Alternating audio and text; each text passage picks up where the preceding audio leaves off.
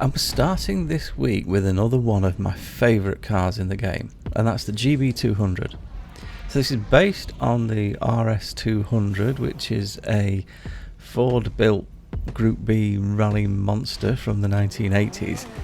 It's a fabulous model. It looks almost exactly like the real car, and I think it drives a little bit like the real car would as well, which is why I've been looking forward to this lap. The handling is how I thought it would be. Brilliant. It's really light, it's really nippy, you can really throw it around. Now, I thought the top speed would be hampered a little bit. However, I didn't think it'd have as much of an effect on the lap as it did. So we'll come back to that in a second, but just cover a few things off first. Customization is what you would expect. It's all race themed, so there are lots of cages, there are lots of lights options, there are some good livery options, so you can get something that looks pretty close to the cars that actually took part in those rallies in those few years in the 80s.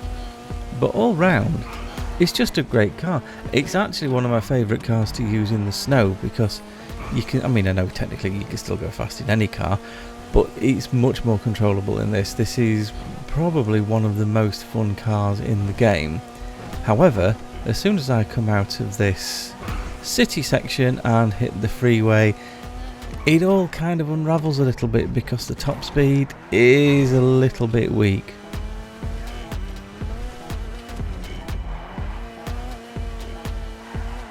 And that's when I thought, do you know what, maybe I'm doing this test all wrong. Maybe this car, with it being a rally inspired car, this should be doing an across the map.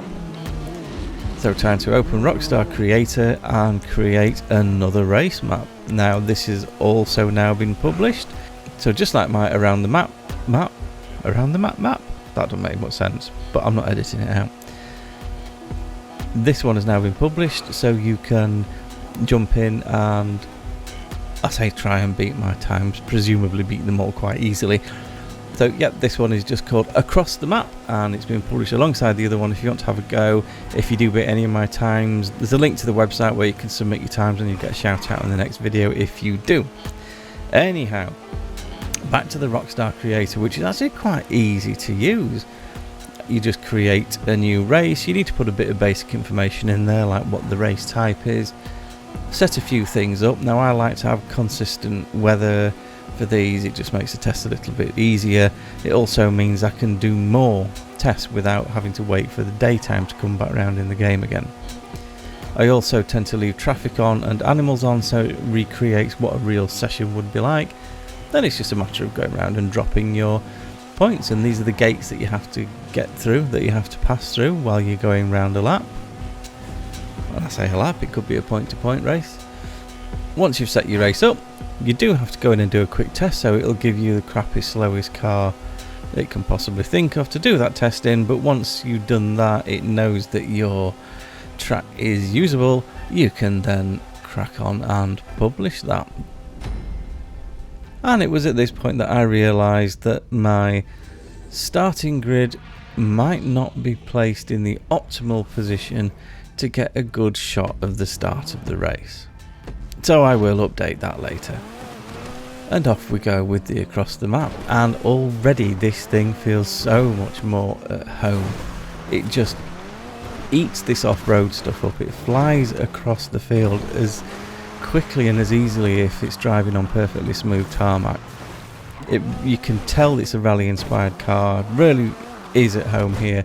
If I had one criticism, it's that it's a bit light, so it's quite easy for it to get thrown off by some of these bumps. And also, as with all the other light cars, when you actually hit the air on one of these jumps, you've really no idea what's going to happen. Literally anything could happen when you take off in a car this light. But even up the side of the mountain, as you'll see, it just powers straight up there. It hardly slows down at all. It really is a great off-road car. And then as soon as we get over the top, you're onto a windy tarmac section, and again it still performs well. So yeah, it is only the top speed that lets this thing down on the freeway, so it's not really a great car if you're planning on doing that sort of driving. But anything else, this is an absolute must. It's the prize ride vehicle this week, and it's a reasonable challenge. You've got to win for 2 days in a row. You've still got enough time to do that. What I would recommend is you do the drag races. They're quick, they're easy. You should be able to win a couple of those quite easily. If you're lucky, you'll get someone that wants to do win trading. If that's the case, you've got yourself a great car for nothing and for no more than about 10 minutes worth of effort.